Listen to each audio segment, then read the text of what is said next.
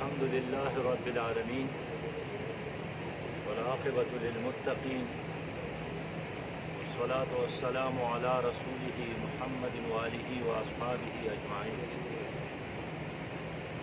أما بعد فأعوذ بالله من الشيطان الرجيم بسم الله الرحمن الرحيم يا أيها الذين آمنوا توبوا إلى الله توبة نصوحا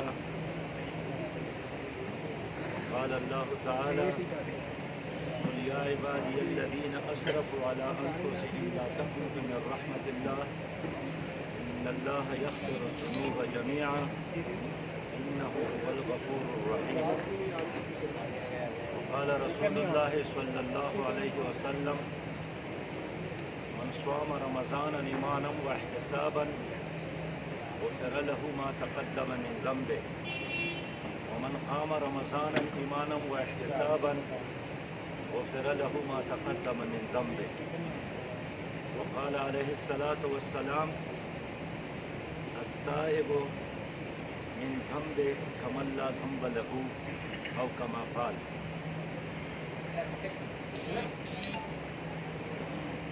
عزیزان محترم، سامعین محترم، انتہائی قابل احترام بھائیوں اور بہنوں، بزرگوں اور بچوں، السلام علیکم ورحمۃ اللہ وبرکاتہ۔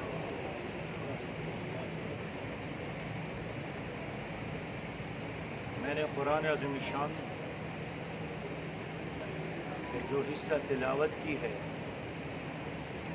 اس میں اللہ رب ذوالجلال نے فرمایا ہے کہ اے لوگو جنہوں نے ایمان لایا ہے توبہ کرو اور اخلاص کے ساتھ توبہ کرو، سچی توبہ کرو۔ اور اللہ تعالیٰ نے فرمایا ہے کہ اے میرے بندو جنہوں نے گناہ کر کے اپنی نفس پر ظلم کیا ہے، لا تقنطوا من رحمت اللہ، میری رحمت سے مایوس نہ ہونا، ان اللہ یغفر الذنوب جمیعا، اللہ تعالیٰ تمام گناہوں کو معاف کرتا ہے، اللہ تعالیٰ عفو اور درگزر کرنے والا ہے اور رحم کرنے والا ہے۔ بھائیوں اور دوستوں، آج کا یہ لمحہ آپ سب کے لیے بہت ہی قیمتی لمحہ ہے۔ یہ پنکھا بند کر دیں۔ یہ اس لیے کہ آنے والے رمضان میں آپ اور ہم ہوں گے یا نہیں ہوں گے، تو یہ لمحہ جو میسر ہے توبے کے لیے، استغفار کے لیے، ایک سنہری چانس ہے۔ انسان کیا چاہتا ہے؟ انسان ہر حالت میں سکون چاہتا ہے، خوشحالی چاہتا ہے، اور مصیبت سے، پریشانیوں سے، ذلت سے اور رسوائی سے نجات چاہتا ہے۔ تو یہ نجات کا راستہ، سکون کا راستہ، خوشحالی کا راستہ یہ توبہ ہی سے ممکن ہے۔ دیکھیں، جس طرح جسم بیمار ہوتا ہے اسی طرح روح بھی بیمار ہوتی ہے۔ پودوں کو بھی بیماریاں لگتی ہے، جانوروں کو بھی بیماریاں لگتی ہے، لیکن روح کی بیماری بہت ہی بنیادی بیماری ہے۔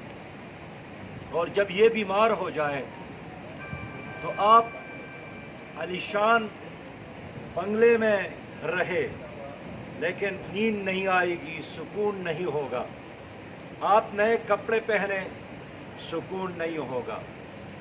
آپ بہترین خوراک کھائیں، سکون نہیں ہوگا۔ اس لیے کہ یہ جسم تو ایک وردی ہے جو اللہ تعالیٰ نے روح کو پہنایا ہے، اصل انسان کی جو حقیقت ہے وہ تو انسان کی روح ہے، اور روح بیمار ہو جائے تو یہ ڈسپرین سے، اسپرین سے اور بلڈین سے ٹھیک نہیں ہوتا ہے۔ اس کا ایک ہی راستہ ہے کہ وہ توبے کا راستہ ہے، اور اس لیے اسلام ہمارے لیے ایک نعمت کبریٰ ہے۔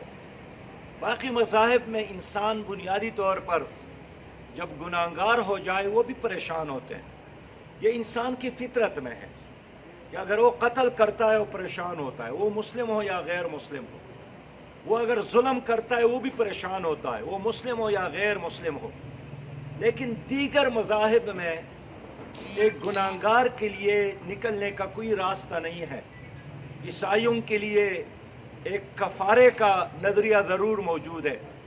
ہندو مت میں بھی ایک ہی راستہ ہے کہ اگر آپ یہاں ظالم ہیں تو آپ آئندہ جنم میں انسان پیدا نہیں ہوں گے، درندہ پیدا ہوں گے۔ اگر آپ لالچی ہیں تو آپ آئندہ زندگی میں کتے کے شکل میں پیدا ہوں گے۔ اگر آپ چالاک اور عیار ہیں تو آپ آئندہ زندگی میں گیدڑ کی صورت میں پیدا ہوں گے۔ اور اس طرح انسان کی نجات کے لیے وہاں نسل در نسل کوئی راستہ نہیں ہے۔ اور اہل کفار کا تو یہ نظریہ ہے کہ مَن یحیی العظام وہی رمیم، پھر ہمیں کون دوبارہ زندہ کر سکتا ہے، اٹھا سکتا ہے جب ہمارے یہ ہڈیاں مٹی ہو جائے، راکھ بن جائے۔ لیکن اسلام ہے جنہوں نے ہمیں ایک راستہ دیا ہے کہ انسان کے لیے نجات کا ایک راستہ موجود ہے۔ اور ایک بہت خوبصورت کسی کا قول ہے کہ غلطی کر کے انسان ہونے کا ثبوت دیجئے، اور غلطی پر اللہ تعالیٰ سے معافی مانگ کر توبہ کر کے مسلمان ہونے کا ثبوت دیجئے۔ تو یہ جو توبہ ہے، اور اللہ تعالیٰ کا ایک نام تواب ہے، بہت زیادہ توبہ قبول کرنے والا، یہ راستہ خود اللہ تعالیٰ نے بنایا ہے، یہ کڑکی خود اللہ تعالیٰ نے کھولی ہے۔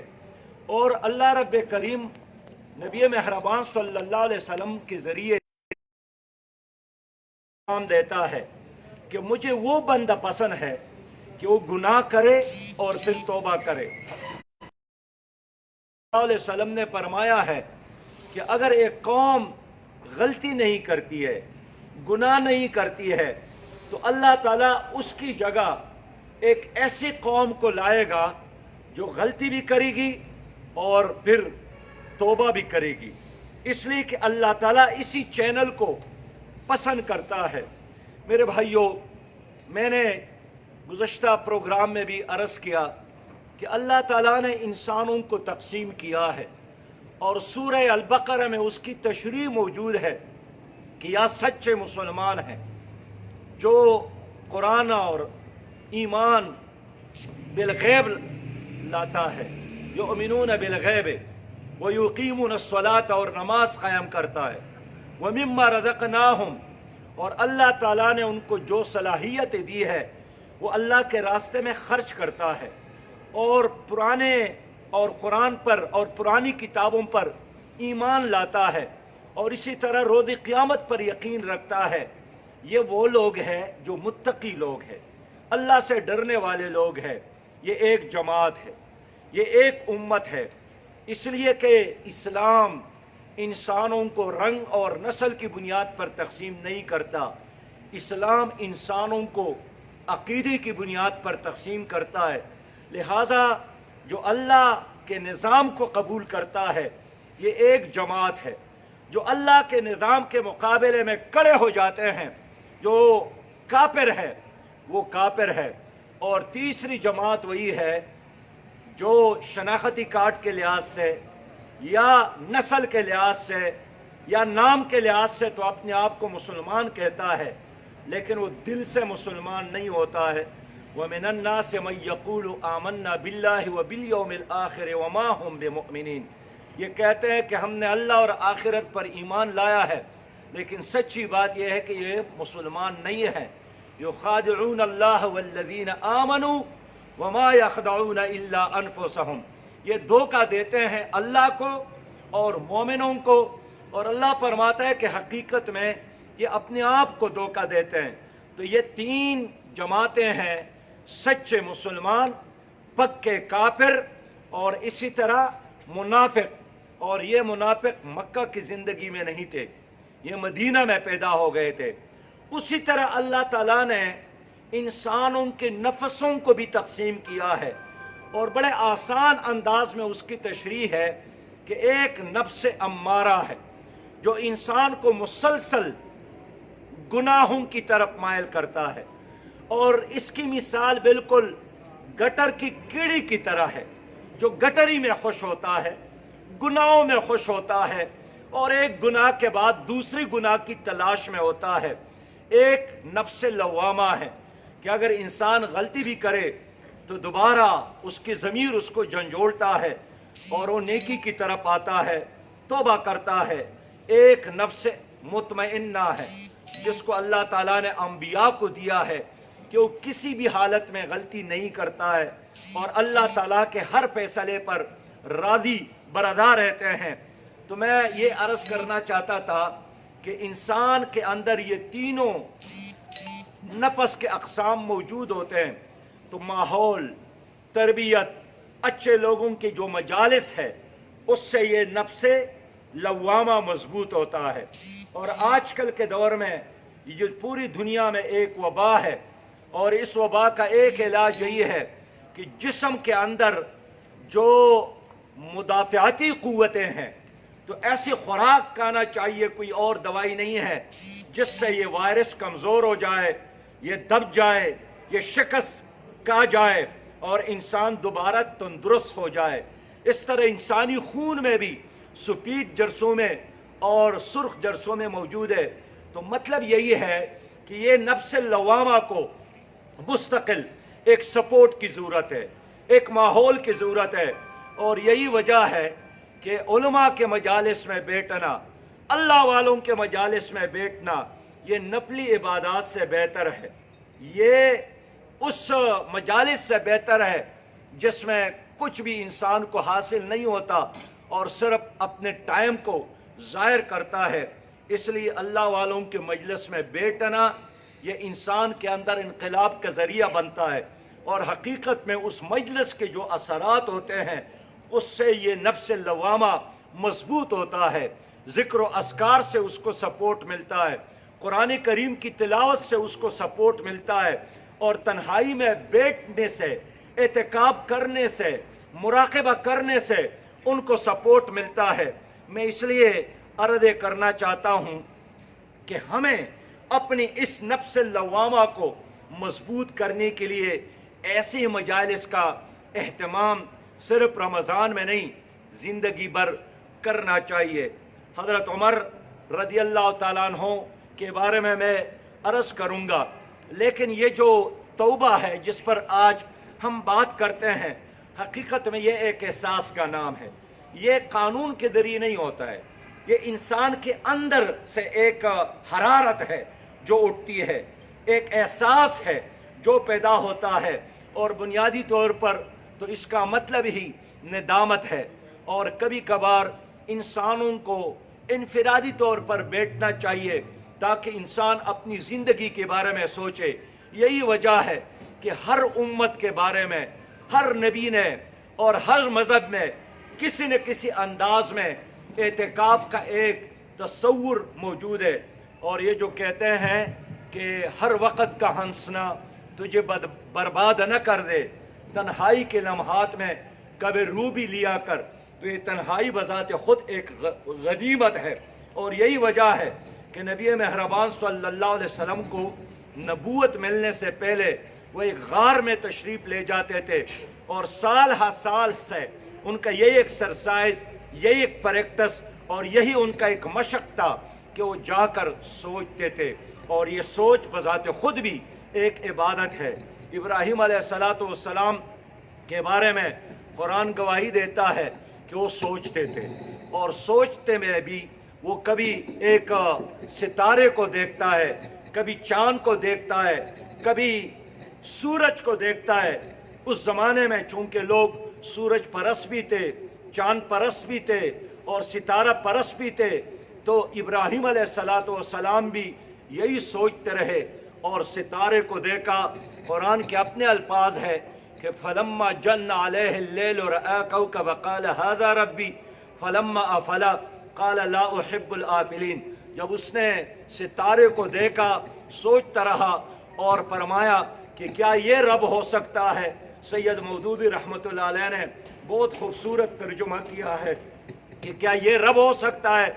लेकिन जब वो पनाह हो गया तो फरमाया कि कोई पनाह होने वाली चीज़ मेरा खुदा, मेरा रब नहीं हो सकता है। और उसके बाद उसने चांद देखा, उसके बाद उसने सूरज को देखा। फलम्मा रअा अश-शम्स बाज़िग़तन क़ाल हाज़ा रब्बी हाज़ा अकबर। फिर उसने सूरज को देखा कि ये रब हो सकता है, ये तो बड़ा है। लेकिन फलम्मा अफलत क़ाल ला, तो जब वो पनाह हो गया वो सूरज, उसने कहा कि पनाह होने वाली चीज़ मेरा रब नहीं हो सकता है। और बड़ी यकसुई के साथ ऐलान किया इन्नी वज्जहतु वजहिया लिल्लज़ी फ़तरस समावाति वल अर्ज़ हनीफ़न वमा अना मिनल मुशरिकीन। तो मेरे भाइयों, मैं कहना यह चाहता हूँ कि इब्राहीम अलैहिस्सलाम का तज़किरा अल्लाह रब करीम ने क्यों किया, ताकि इंसान सोचे और तलाश करे अपने रब्बे ज़ुल जलाल को। तो तौबा के बारे में बात करूं कि तौबा इसलिए भी ज़रूरी है कि इंसान जब एक गुनाह करता है, नबी मेहरबान ने फरमाया है कि दिल पर एक दाग बनता है, दूसरा गुनाह करता है फिर दूसरा दाग बनता है, हत्ता कि उसका जो दिल है वो बिल्कुल सियाह हो जाता है। नबी मेहरबान सल्लल्लाहु अलैहि वसल्लम एक सफ़र में निकले थे और हज़रत अनस बिन मालिक रज़ी अल्लाह ताला अन्हु उसके हम सफ़र थे और भी सहाबा किराम साथ थे। तो चटेल मैदान में जब उसने पड़ाव डाला तो नबी मेहरबान सल्लल्लाहु अलैहि वसल्लम ने हुक्म दिया कि जाओ और लकड़ियों को जमा करो। तो सहाबा किराम ने अर्ज़ किया कि हमारे माँ बाप आप पर कुर्बान हो, इस चटेल मैदान में लकड़ियाँ नहीं है। उसने कहा कि जाओ और जो कुछ है उसको जमा करो।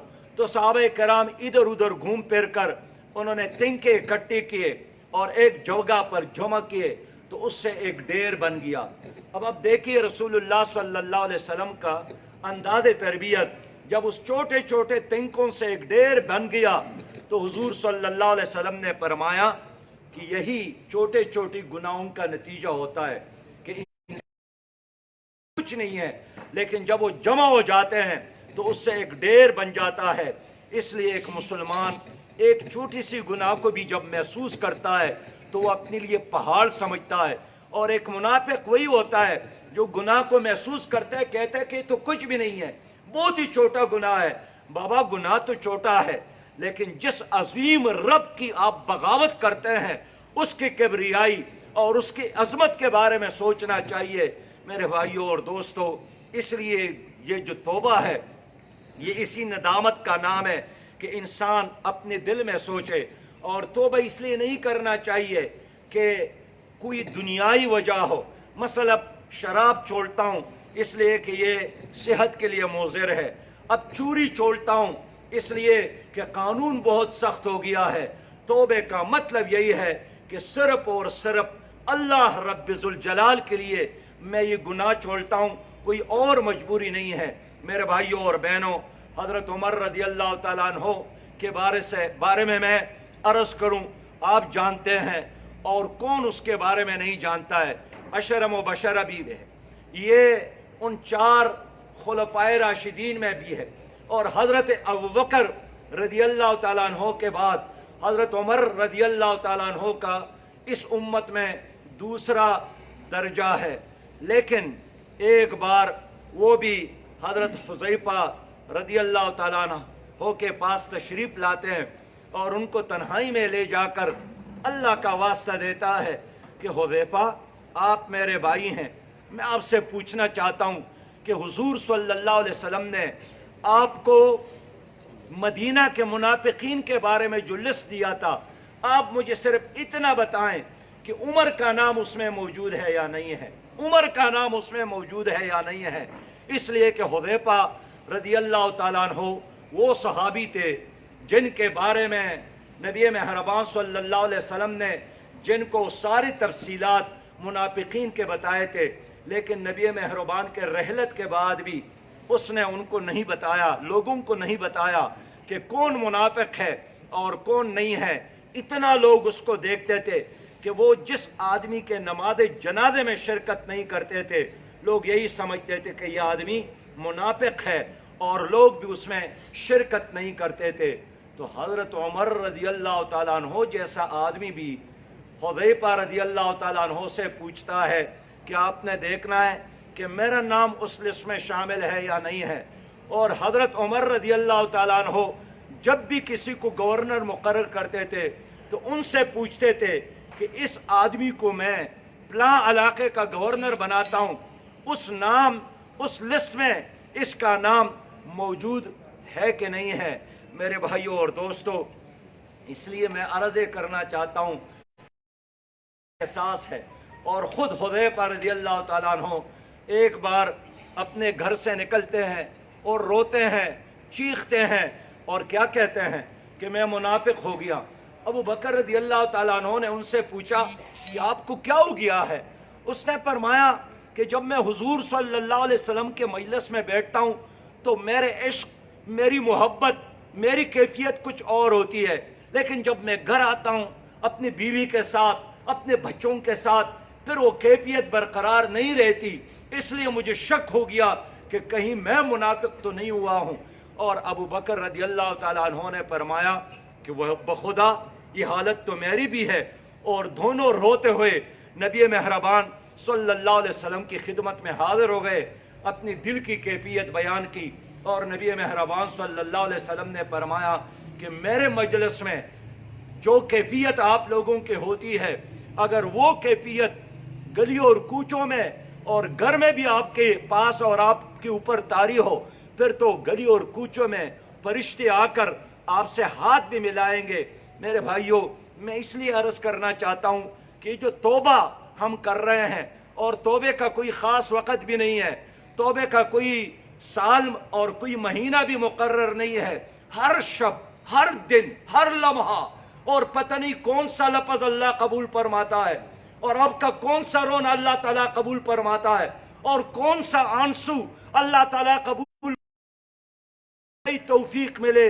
یہ بڑی بدبختی ہے کہ انسان توبہ کرنے میں آج اور کل کرے۔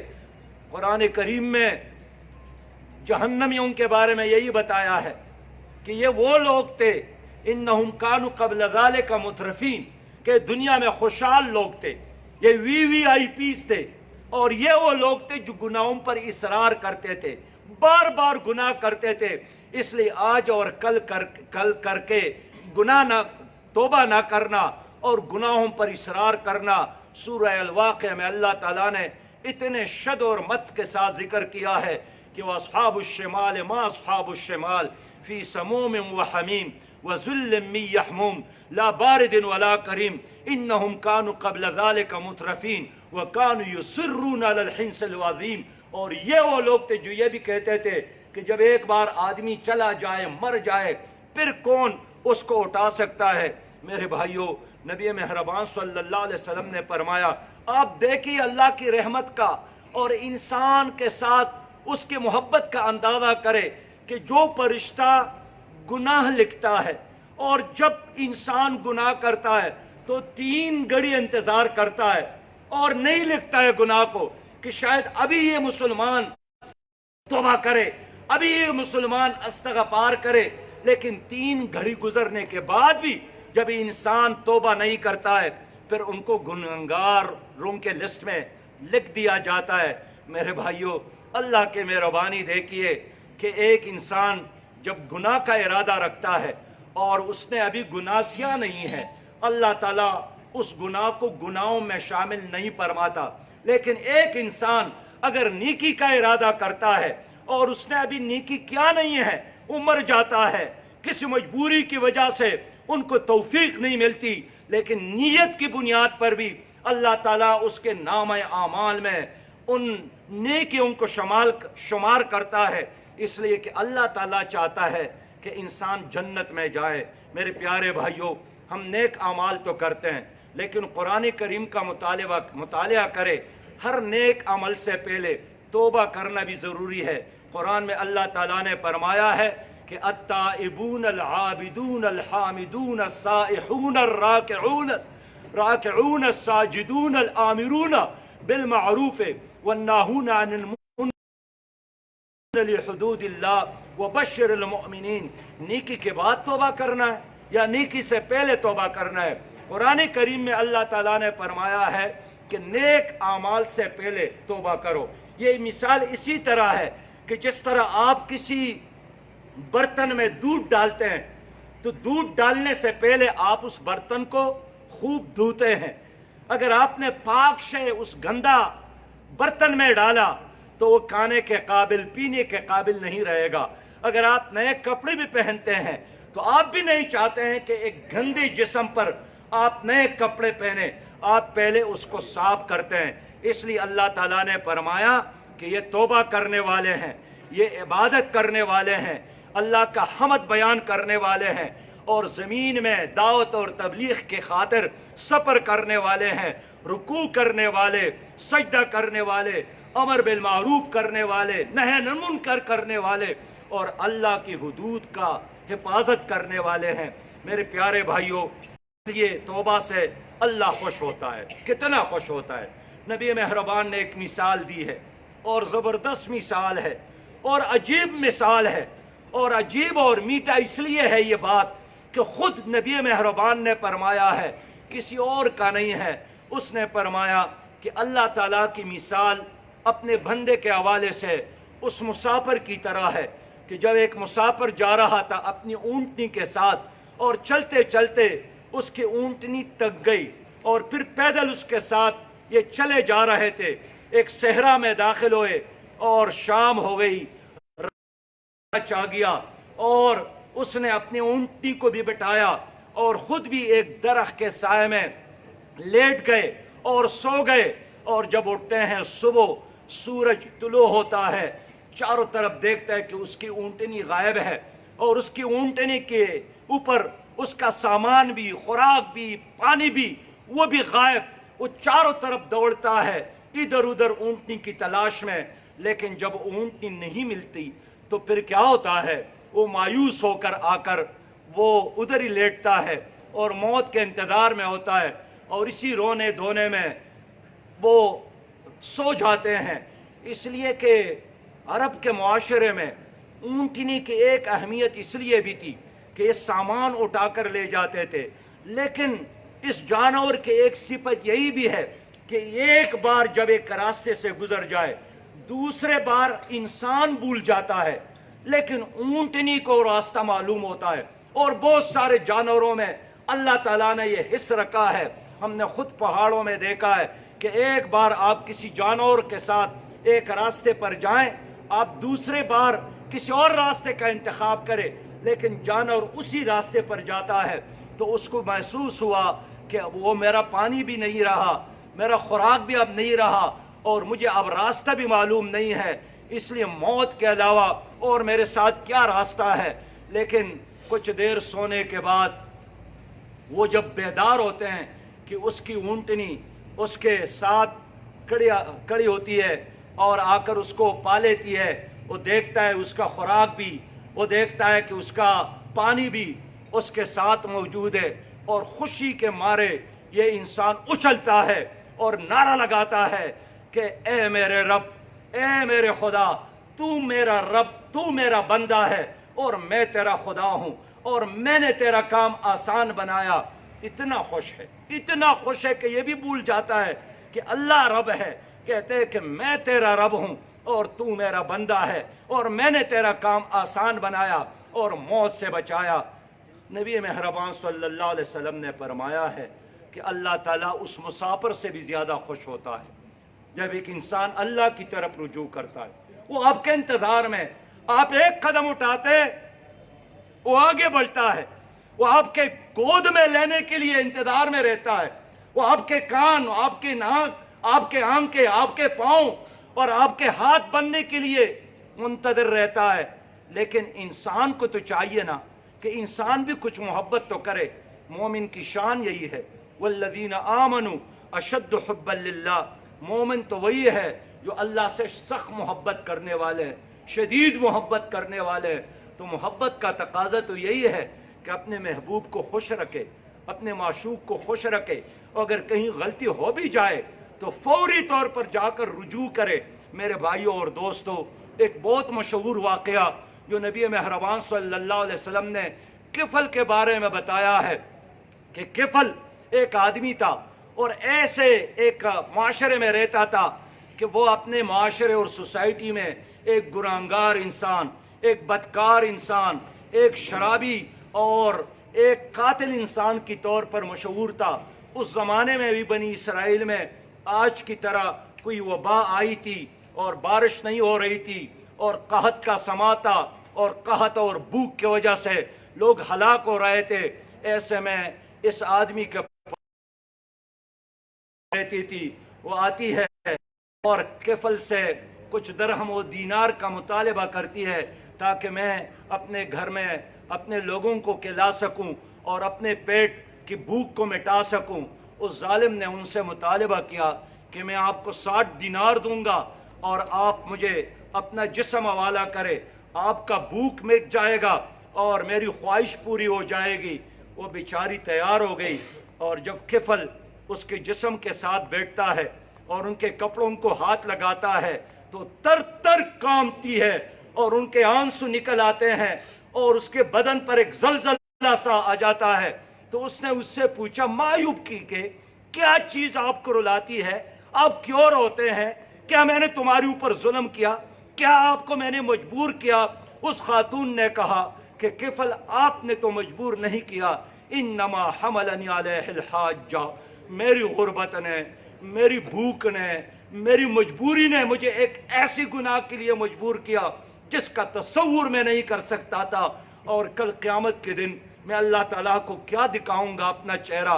किफल को एहसास हुआ, उससे उड़ जाते हैं, छोड़ जाते हैं, पैसे उनके हवाले करते हैं और रोते हैं कि ए मेरे रब, ये खातून है, इसने जिंदगी में एक बार गुनाह और इतनी रोती है, इतना उसका एहसास है आपकी मुलाकात का, और मैंने तो अपनी जिंदगी में कभी भी आपको याद नहीं किया। और रोते रोते रोते उसी में उसको हार्ट अटैक हो गया और वफात पा गए।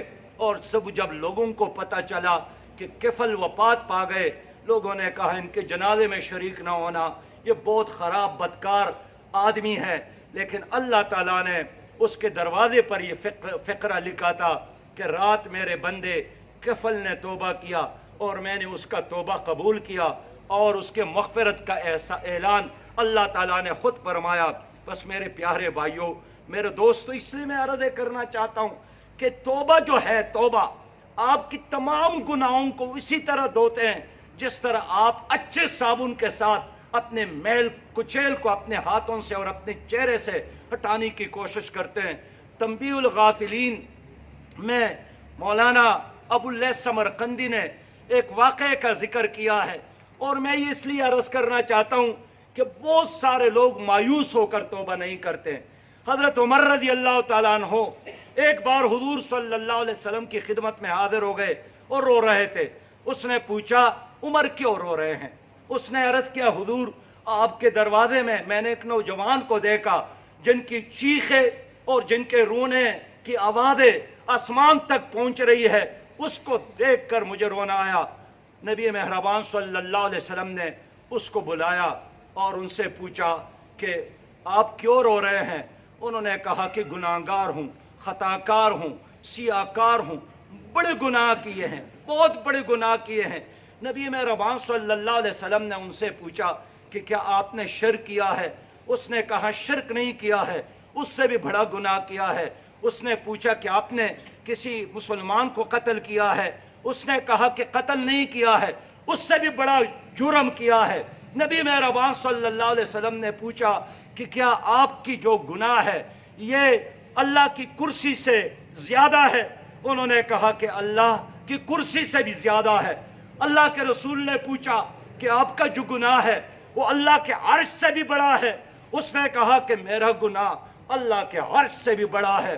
तो उसने पूछा कि क्या आपका गुनाह जो आपका माबूद है اللہ ہے اس سے بھی بڑا ہے۔ اس نے کہا کہ میرا گناہ معبود سے تو بڑا نہیں ہے لیکن بہت بڑا گناہ ہے۔ نبی مہربان نے فرمایا کہ کیا گناہ کی ہے، ہمیں بھی بتائیں۔ اس نے کہا میں 7 سالوں سے کوہ کنی کر رہا ہوں، قبر کود رہا ہوں، اور انصار کی ایک لڑکی جب مر گئی اور میں اکیلا چھوڑا تو میں آ کر ان کے کفن کو ہٹا کر ان کے ساتھ منہ کالا کیا، اور اس عمل بد کے بعد وہ لڑکی بول اٹھی کہ ظالم آپ نے یہ کیا کیا، اور قیامت میں آپ اپنے رب کو جب وہ کرسی پر جلوہ افروز ہوں گے آپ کیا جواب دیں گے؟ اور اس کی یہ بات سنتی ہی نبی مہربان صلی اللہ علیہ وسلم نے ان سے کہا کہ آپ نکلو، آپ کے لیے کوئی راستہ نہیں ہے، کوئی دروازہ نہیں ہے، اور روتے ہوئے وہاں سے نکلے۔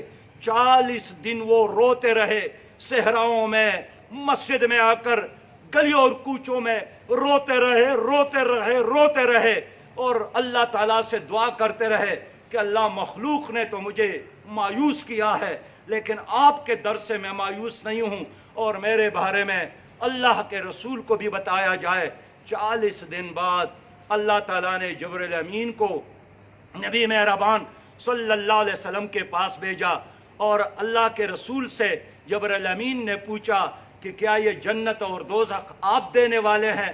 انہوں نے کہا کہ میں نہیں دینے والا ہوں، اللہ ہی دینے والا ہے۔ تو پھر اس نے کہا کہ آپ نے کیوں ایک آدمی کے بارے میں کہا ہے کہ آپ جنت کبھی نہیں جا سکتے، اور فرمایا کہ اللہ تعالیٰ نے اس بندے کو معاف فرمایا ہے۔ میرے بھائیوں اور دوستوں، جب اللہ تعالیٰ اس کو معاف کرتا ہے، جب اللہ تعالیٰ اس خاتون کو معاف کرتا ہے جس نے نبی مہربان صلی اللہ علیہ وسلم کے چچا کے دل کو نکال کر نوالے بنا کر چبایا اور اس کو اپنے معدے میں ڈالنے کی کوشش کی، اللہ تعالیٰ نے اس خاتون کو بھی معاف کیا، اللہ تعالیٰ نے اس وحشی کو بھی معاف کیا جس نے نبی مہربان صلی اللہ علیہ وسلم کے چچا حضرت حمزہ رضی اللہ تعالیٰ عنہ کو شہید کیا۔ اللہ تعالیٰ ضرور ہر بندے کو معاف کرتا ہے، صبح اور شام انتظار میں رہتا ہے، اور خاص کر رات کے وقت تو وہ اول آسمان کے قریب آ کر انسان کو آواز دیتا ہے کہ جنہوں نے اپنے اعمال کے نتیجے میں آگ کو بھڑکایا ہے اس کو بجھانے کی کوشش کرے اور میرے گود میں آ جائے۔ میرے بھائیوں اور دوستوں، نبی مہربان صلی اللہ علیہ وسلم کے صحابی ہے، بہت مشہور صحابی ہے، بہت عظیم صحابی ہے، حضرت کعب بن مالک رضی اللہ تعالیٰ عنہ جنگ تبوک میں شریک نہیں ہو سکے، اور جنگ تبوک کے بارے میں آپ جانتے ہیں کہ اللہ تعالیٰ نے مدینہ کے لوگوں کو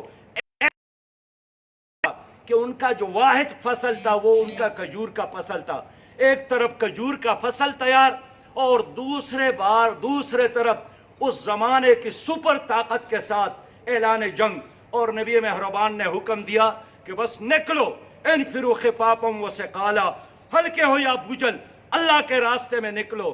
حضرت کعب بن مالک نے دونٹیاں خریدی تھی اس جنگ میں اور جہاد میں شرکت کے لیے، لیکن آج کل کر کے سستی اور کاہلی کی وجہ سے وہ شریک نہیں ہو سکے۔ نبی مہربان صلی اللہ علیہ وسلم واپس تشریف لائیں تو مدینہ میں جتنے لوگ رہ گئے تھے، 80 کے قریب لوگ تھے، وہ سارے آئے اور انہوں نے اپنا اپنا عذر بنایا اور بہانہ بنایا، اور حضور صلی اللہ علیہ وسلم نے سب کے بہانے سن کر سب کو لیکن رضی اللہ تعالیٰ عنہ آئے تو نبی مہربان مسکرائے اور فرمایا کعب آپ کیوں جہاد میں شریک؟ کہ میں جھوٹ نہیں بولوں گا، اس لیے اگر میں نے کوئی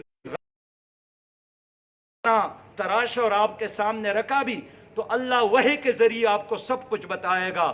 میں بالکل تیار تھا، میرا کوئی عذر نہیں ہے، میری دونٹیاں تیار تھی، لیکن سستی اور کاہلی کی وجہ سے بس میں شریک نہیں ہو سکا، اور اللہ کے رسول نے باقیوں کو تو چھوڑا لیکن ان 3 صحابیوں کو کہا، فرمایا، حکم دیا کہ آپ گھر پہ رہے۔ کعب بن مالک بھی گھر جاتے ہیں۔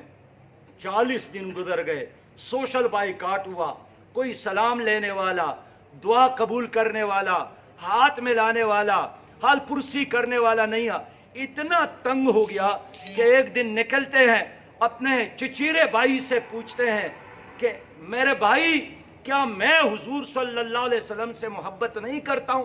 کیا میں منافق ہوں؟ کیا میں اللہ اور اللہ کے رسول کا شدائی نہیں ہوں؟ انہوں نے کوئی جواب نہیں دیا۔ پھر سوال کیا اور اتنا ہی جواب ملا کہ اللہ جانتا ہے اور اللہ کے رسول جانتا ہے۔ ایسے میں عیسائی بادشاہ نے ان کو ایک خط بھیجا کہ میرے پاس آنا، تمہارے باس اور تمہارے آقا نے تمہارے ساتھ بہت برا سلوک کیا۔ وہ خط لے کر اس کو تندور میں ڈالا اور اپنے آپ کو ایک ستون سے باندھا، اور انہوں نے کہا کہ کعب، اب تو تمہارے لیے کوئی راستہ نہیں ہے، کوئی تمہارا عذر قبول کرنے والا نہیں ہے۔ اپنے آپ کو باندھا، اور پھر نبی مہربان نے حکم بھیجا کہ اپنی بیوی سے بھی جدا ہو جاؤ۔ آپ اندازہ کر لے کہ جس صحابی نے ان کو یہ آرڈر پہنچایا، یہ پیغام پہنچایا، تو کعب بن مالک نے ان سے پوچھا کہ صرف جدا ہونا ہے یا اپنی بیوی کو طلاق بھی دینا ہے؟ اس نے کہا کہ طلاق کا حکم تو نہیں ملا ہے لیکن جدا ہونا ہے۔ اور اس نے اپنی بیوی کو بلا کر اس کو حکم دیا کہ اپنے والدین کے پاس جانا، اس لیے کہ رسول اللہ صلی اللہ علیہ وسلم نے حکم دیا ہے۔ 50 دن گزر گئے، 50 دن روتا رہا، 50 دن آسمان کی طرف دیکھتا رہا، اور بالآخر اللہ تعالیٰ نے اس کا توبہ قبول کیا۔ اور ابو بکر رضی اللہ تعالیٰ عنہ کو جو پتہ چلا تو اس کے گھر کے قریب ایک پہاڑی پر چل کر اس نے اعلان کیا کہ کعب، تمہارا توبہ قبول ہوا ہے۔ اور وہ نبی مہربان کے پاس آتے ہیں، کیا کرتے ہیں؟ شکریہ بھی، لیکن اس کے ساتھ اعلان کرتے ہیں کہ اللہ نے مجھ پر اتنا بڑا انعام کیا تو میں اپنا سارا مال اللہ کے راستے میں اب قربان کرتا ہوں۔ اور نبی مہربان نے فرمایا کہ آدھا مال قربان کرے۔ میرے پیارے بھائیوں اور دوستوں، میرے ساتھیوں، میں آپ سے یہی پوچھنا چاہتا ہوں کہ جو حق اور باطل کی کشمکش ہے، یہ جو کفر اور اسلام کی لڑائی ہے، یہ جو نیکی اور بدی کا شر ہے، یہ اس پہ ختم ہوا ہے؟ تبوک پہ، احد پہ، بدر پہ، یا آج بھی اسی طرح جاری ہے؟ یہ جب تک یہ کائنات ہے، حق اور باطل کا یہ معرکہ جاری رہے گا، اور اس معرکے میں شرکت نہ کرنا، سستی کرنا، بہانے بنانا، عذر تلاش کرنا، آج اور کل کرنا، یہ حضرت کعب بن مالک نے تو یہی کیا تھا، اور 50 دن وہ بیچارے روتے رہے۔ آج بھی ہمیں امید ہے کہ لیلۃ القدر ہے، لیکن نبی مہربان نے فرمایا کہ موقف ساعۃ فی سبیل اللہ خیر من قیام لیلۃ القدر عند الحجر الاسود۔ اللہ کے راستے میں اقامت دین کے لیے، اللہ کے غلبے کے لیے ایک لمحہ کڑا ہونا، ایک لمحہ کڑا ہونا، موقف ساعۃ فی سبیل اللہ خیر من قیام لیلۃ القدر عند الحجر الاسود، کہ جگہ بھی حجر اسود ہو، حرم ہو حرم، رات بھی لیلۃ القدر ہو ثابت شدہ، تو اس عبادت سے بھی یہ بہتر ہے کہ انسان اللہ کی دین کے غلبے کے لیے ایک لمحہ کڑا ہو۔ اس لیے جو لوگ مجھے سنتے ہیں، جو لوگ ہمیں دیکھتے ہیں، میں ان سے یہی کہنا چاہتا ہوں کہ اللہ کی دین کے لیے جدوجہد کرنا یہ اصل میں گناہوں کا کفارہ ہے۔ یہ نہیں ہے کہ شر غالب ہو، کفر غالب ہو، اس کا نظام غالب ہو، اس کا قانون غالب ہو، ان کی تعلیم غالب ہو، ان کی معیشت غالب ہو، ان کی لیڈرشپ غالب ہو، اور آپ مسجد کے کونے میں بیٹھ کر اللہ اللہ کرے۔ تم گوشہ نشینے میں خدا ڈھونڈ رہے ہو، وہ آتش نمرود میں رازدار بنے تھے۔ یہ داڑھی اور مسواک تو بھی اس کی سنت ہے، دانتوں کی شہادت سے بھی سرشار ہوئے تھے۔ تو میرے بھائیوں، توبہ یہ الفاظ کا نام نہیں ہے، یہ رویے میں انقلاب، یہ سوچ میں انقلاب، یہ اعمال میں انقلاب، یہ عبادات میں انقلاب، یہ تمناؤں میں انقلاب، یہ دعاؤں میں انقلاب، یہ آرزو میں انقلاب چاہتا ہے۔ تب پتہ چلتا ہے کہ یہ آدمی وہی ہے جس کا نصب العین مقصد حیات رضائی الہی کا حصول ہے۔ آپ کے ہر لفظ سے ظاہر ہو، آپ کی ہر ادا سے یہ چیز ظاہر ہو میرے بھائیوں اور دوستوں، اس لیے توبہ اور استغفار یہ تو انبیاء بھی کرتے تھے. اور دیکھیے یہ ایسا لازمی کام ہے کہ اللہ تعالیٰ نے خود ہی راستہ بتایا ہے. خیبر پختونخوا میں فائنانس منسٹر تھا. ایک آدمی نے آیا، وہ مجھے کہتے تھے کہ میرا یہ کام ہے. میں نے کہا درخواست لکھوں. انہوں نے کہا کہ میں درخواست نہیں لکھ سکتا ہوں، خود ہی درخواست لکھو، خود ہی منظور کرو اور خود ہی میرا کام کر دو. اللہ تعالیٰ نے بالکل ایسا ہی کیا ہے. کیا گناہ تو ہم کرتے ہیں، لیکن راستہ بتاتا ہے. کہ میرے آدم نے دعا کی تھی، ربنا ظلمنا انفسنا وان لم تغفر لنا وترحمنا لنکونن من الخاسرین. حضرت یونس علیہ السلام نے دعا کی تھی، لا الہ الا انت سبحانک انی کنت من الظالمین.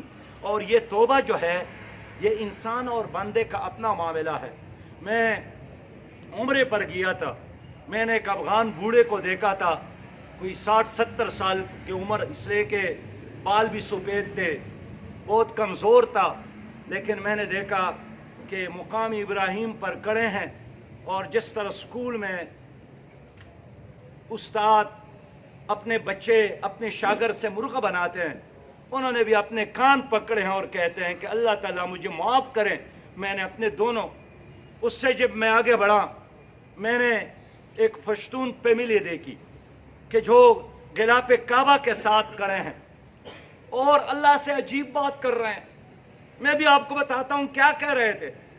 غلاف کعبہ پکڑ کر کہتے ہیں، میرے رب، میرے ساتھ میری ماں ہے، اور ہمارے علاقے میں جب کوئی خاتون جرگے میں منت کے لیے لے جائیں کسی کے گھر، اللہ تعالیٰ قبول کرتا ہے، وہ معاف کرتا ہے. اس کا باپ بھی کیوں کسی نے نہ مارا ہو، لیکن میرے رب میں نے بھی اپنی ماں اپنے ساتھ لایا ہے اور آپ کے دربار پہ کھڑے، آپ کی چوکٹ پہ کھڑے ہیں. تو میرے رب، ہم بندے ہیں، ہم خواتین اور ماں اور بہن اور بیوی کے جرگے کے طور پر قبول کرتے ہیں، ہمارا یہ جرگہ قبول نہیں ہے. میں اپنی دعائیں بھول گیا اور میں سوچتا رہا کہ کس طرح دل کی اندر سے وہ اپنے رب کے ساتھ بات کرتا ہے. اس لیے میرے پیارے بھائیوں، جو استغفار ہے یہ رزق میں کوشادگی کا ذریعہ ہے، یہ بیماریوں سے نجات کا ذریعہ ہے، یہ پریشانیوں سے نجات کا ذریعہ ہے. خود حضرت نوح علیہ السلام کی الفاظ میں اس نے اپنی قوم سے یہی کہا تھا کہ فَقُلْتُ اسْتَغْفِرُوا رَبَّكُمْ إِنَّهُ كَانَ غَفَّارًا يُرْسِلِ السَّمَاءَ عَلَيْكُمْ مِدْرَارًا وَيُمْدِدْكُمْ بِأَمْوَالٍ وَبَنِينَ وَيَجْعَلْ لَكُمْ جَنَّاتٍ وَيَجْعَلْ لَكُمْ أَنْهَارًا. اے میری قوم، توبہ کرو، استغفار کا راستہ اختیار کرو. تمہاری اوپر رحمت کی بارشیں، تمہاری معیشت، تمہاری افرادی قوت، تمہاری اریگیشن اور تمہاری باغات میں اللہ تعالیٰ برکت ڈالے گا. لیکن توبہ کرو، توبہ کرو، توبہ کرو، توبہ کرو، توبہ کرو. ہماری تاریخ گواہی دیتی ہے کہ ظہور الدین بابر پانی پت کی لڑائی میں 12 دن لڑے، زبردست لڑائی لڑی، لیکن اس کو پتہ نہیں مل رہی تھی. اور بالآخر اس نے آدھی رات اٹھ کر اللہ تعالیٰ سے ایک وعدہ کیا کہ آج کے بعد ظہور الدین شراب نہیں پیے گا. اور اپنے لوگوں کو اٹھایا اور فوجیوں کے ساتھ سامنے اعلان کیا کہ میں نے شراب سے توبہ کیا ہے، اپنے جام کو توڑتا ہوں، اور کل ہم نے اللہ کے خاطر حملہ کرنا ہے. اور پوری فوج میں، پوری قوم میں ایک نیا جوش اور ولولہ آیا، اور اللہ تعالیٰ نے بر صغیر کے زمین پر مسلمانوں کے لیے راستے کھول دیے. آج بھی ہمارے لیے کیا راستہ ہے؟ انفرادی مسائل کا راستہ بھی توبہ ہے. اور یہ جو توبہ ہے، توبہ اور استغفار، یہ صرف مصیبت کے وقت نہیں ہے. مومن کا شان یہی ہے کہ جب خوشی مل جائے شکر کرے اور استغفار کرے، اور تکلیف میں بھی شکر اور استغفار. یہ جو بڑی صورت ہے قرآن کریم کا، اذا جاء نصر اللہ والفتح ورأيت الناس يدخلون في دين الله افواجا فسبح بحمد ربک واستغفرہ انہ کان توابا۔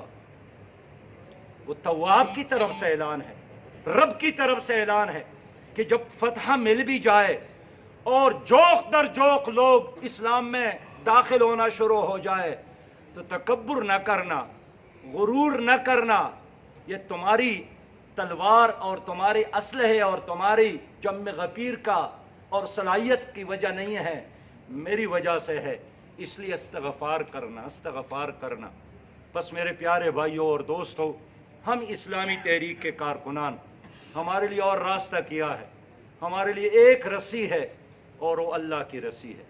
ہمارے لیے ایک ہی سہارا ہے اور وہ اللہ تعالیٰ کا سہارا ہے، اور اس سہارے کو حاصل کرنے کے لیے، رحمت کے اس دروازے کو کھولنے کے لیے توبہ اور استغفار ہی واحد راستہ ہے۔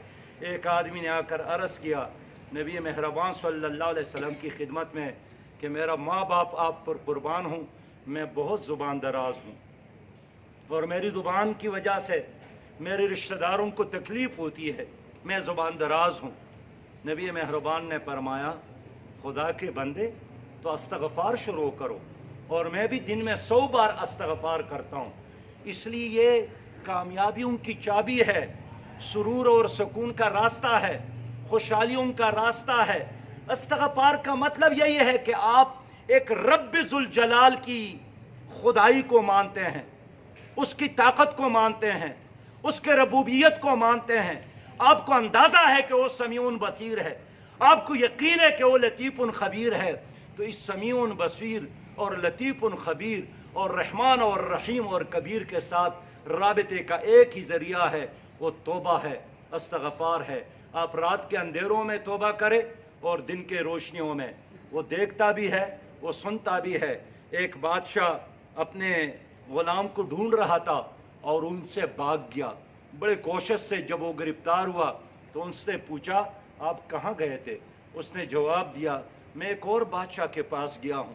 اس نے کہا مجھ سے بہتر کون ہے؟ انہوں نے کہا کہ ایک ایسے بادشاہ کے پاس گیا ہوں کہ جب میں آپ کے دربار میں کوئی غلطی کرتا تھا آپ کوڑے لگاتے تھے، اور اس نے اعلان کیا ہے کہ اگر آپ دن میں 70 بار بھی غلطی کرے، 70 بار معافی مانگے، میں 70 بار آپ کو معاف کروں گا۔ اور اس نے کہا وہ ایسا بادشاہ ہے کہ آپ کے دربار میں ہم آپ کے حفاظت کرتے رہے، پھر آپ کے بچوں کے حفاظت ہماری ذمہ داری ہے، لیکن وہ بادشاہ ہماری نگرانی کرتا ہے، اور جب ہم نہیں رہیں گے پھر ہمارے بچوں کے نگہبان اور نگرانی بھی وہی کریں گے۔ اور وہ کون ہے؟ وہ اللہ رب ذوالجلال ہے، جس نے آسمان کو اٹھایا، جس نے زمین کو بچایا، جس نے سورج اور چاند کو روشنی بخشی، اور جس نے سمندروں کو چلایا۔ اس رب کریم آپ کی طرف دیکھ رہا ہے۔ اس لیے آج کا لمحہ اللہ تعالیٰ ہمیں توبۃ النصوح نصیب فرمائے۔ اللہ تعالیٰ ایک ایسا توبہ ہمیں نصیب فرمائے کہ اس کے نتیجے میں اللہ تعالیٰ ہمارے لیے جنت کے دروازے کھول دے، جہنم کے دروازے بند ہو، سرور اور سکون اور خوشحالی نصیب ہو، دنیا میں بھی کامیابی اور آخرت میں بھی کامیابی نصیب ہو۔ شاید کل کا دن آپ کا ہے یا نہیں، پرسوں کا دن آپ کا ہے یا نہیں، لہٰذا آج کے رات جتنی بھی لمحے باقی ہے اس کو صحیح طریقے سے استعمال کرے اور اپنے اللہ کے ساتھ لو لگائے، رابطہ کرے۔ انشاءاللہ تعالی اللہ معاف فرمائے گا، کہ اللہ نے وعدہ کیا ہے کہ میں معاف کرنے والا ہوں۔ وآخر دعوانا ان الحمدللہ رب العالمین۔ اللہم صلی علی سیدنا و مولانا محمد وعلی آل سیدنا بارک وسلم۔ سبحان ذی الملک والملکوت، سبحان ذی العزت والعظمت والہیبت والقدرت والکبریاء والجبروت، سبحان الملک الحی الذی لا ینام لا یموت، سبح قدوس ربنا ورب الملائکۃ والروح النار۔ اللہم انک عفو کریم تحب العفو فاعف عنا، ربنا اخرجنا من ظلمات الوہم واکرمنا بنور الفہم، وافتح علینا ابواب فضلک ویسر لنا خزائن علمک، سبحانک لا علم لنا الا ما علمتنا انک انت العلیم الحکیم۔ رب یسر ولا تعسر وتمم بالخیر یا فتاح وبک نستعین۔ اللہم ارنا الحق حقا وارزقنا اتباعه وارنا الباطل باطلا وارزقنا اجتنابه. ربنا لا تؤاخذنا إن نسينا أو أخطأنا علينا إسرا كما حملته على الذين من قبلنا. ربنا ولا تحملنا ما لا طاقة لنا به واعف عنا واغفر لنا وارحمنا أنت مولانا فانصرنا على القوم الكافرين. ربنا آتنا في الدنيا حسنة وفي الآخرة حسنة وقنا عذاب النار. ربنا تقبل منا إنك أنت السميع العليم. لا إله إلا الله الحليم الكريم. سبحان الله رب العرش العظيم. الحمد لله رب العالمين. أسألك موجبات رحمتك وعزائم مغفرتك والغنيمة من كل بر والسلامة من كل إثم. لا تدع لنا ذنبا إلا غفرته ولا هما إلا فرجته ولا حاجة هي لك رزا إلا قضيت يا أرحم الراحمين. ربنا تقبل منا إنك أنت السميع العليم الرحيم.